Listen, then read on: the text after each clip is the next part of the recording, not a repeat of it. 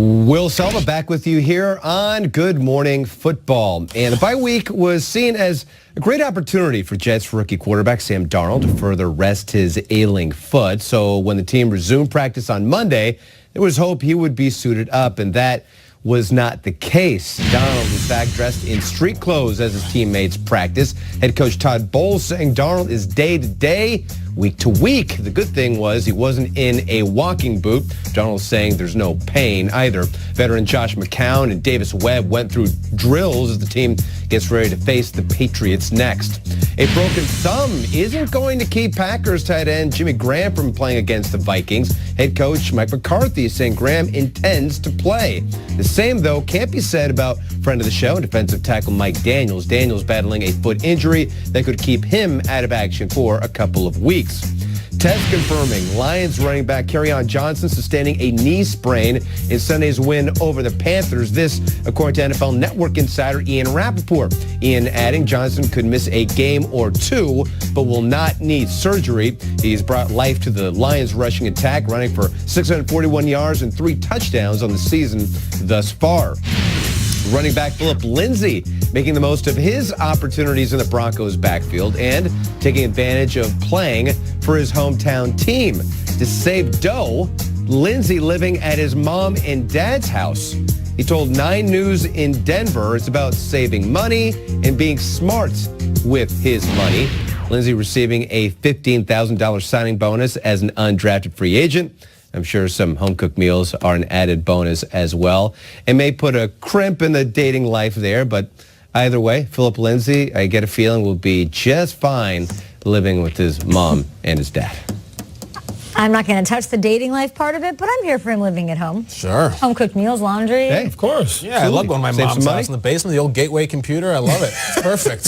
Good job, Philip. Gateway computer. Oh, yeah, the cow box. Was that a Midwest thing? I think my family I had definitely had it. too. Cows or computers? Yes. Not a cow. All right, great stuff from Will Selva. As always, we'll talk to you in a little bit. More highlights from Chiefs-Rams just ahead, but every Tuesday we like to share what we learned from the last week of football. We're 2 days away from Week 12, so we got to get to what we learned from Week 11. I'll start us off. Okay. Not to be negative, gentlemen, but kicking struggles are real. We've seen teams combine for 9 missed field goals and extra points within the final 2 minutes of games. What I learned this week is that no matter how bad it gets, though, you can always bounce back. That's all that matters. I was watching Rocky last week. Yeah. Rocky famously said, it ain't about how hard you're hit. It's about how hard you can get hit and Keep moving forward. that's right. Rocky, I believe, was talking to Bears kicker Cody Parkey. Let me take you guys back to Week 10. It was crazy. The Bears might have gotten the win. Parkey took the L in this one, though. It was amazing. He missed 2 extra points, but what's even worse, what I'm saying is amazing, is that his 4 missed field goals on top of that, every single one of them hit the uprights. That is hard to do, every single one. Jimmy Fallon on The Tonight Show used it as a joke in his monologue. Unbelievable. He called it downright impressive because it does not happen. Parkey said after the game that I don't think I've hit the post 4 times in my whole life, and I've been kicking for about 15 years, so it is almost comical.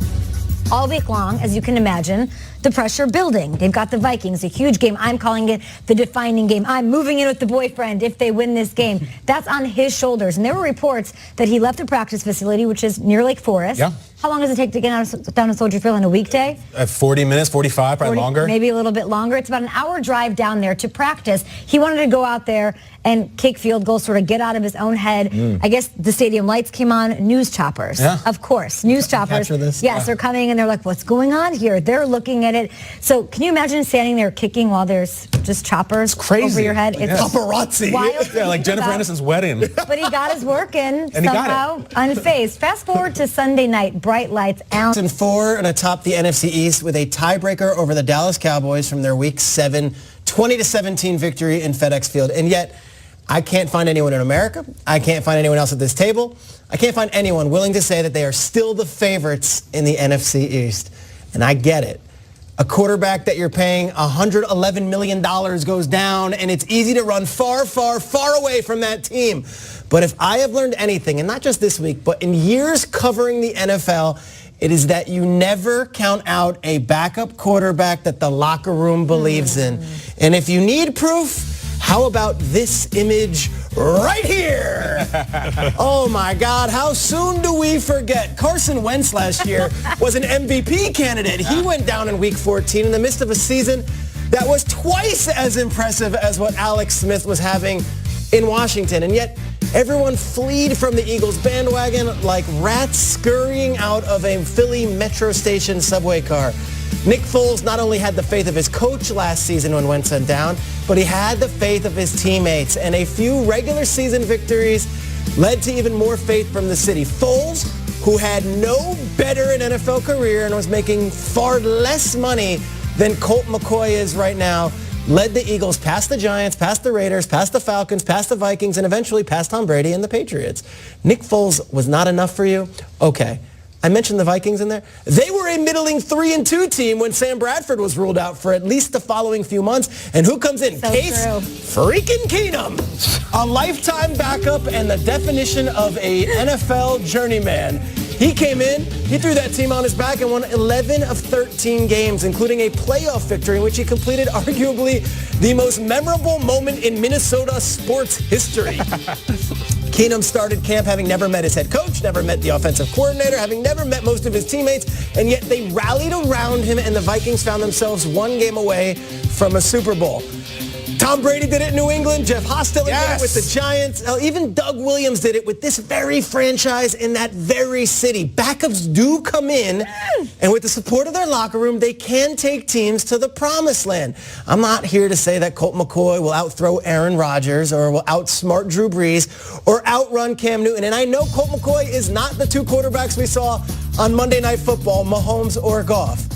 But the Redskins have kept Colt McCoy on the roster for 5 years now. They are paying him $3 million this season, and they opted to re-sign him this offseason to an extension when they very easily could have moved on for a cheaper, younger option. I talked to coaches around the league. Sean McVay thinks the world of this guy. He was with him in Washington. Kyle Shanahan thinks the world of this guy. He was with him in Washington. And I know Jay Gruden does too. But most importantly, if you read the quotes and you read the headlines this week out of Washington, the locker room believes in Colt McCoy. Colt McCoy may not be the best quarterback in the NFL, but guys with a far lot less working in their favor and a far lot less experience with that team have done even more. So I learned this week that even though we've learned time and time again to not count out a beloved backup, we seem to do it every single year. Colt McCoy, I've got your back. Go shock the world, even if it shouldn't be so shocking at all. Let's go, Colt! McCoy. Great stuff. That's what we learned.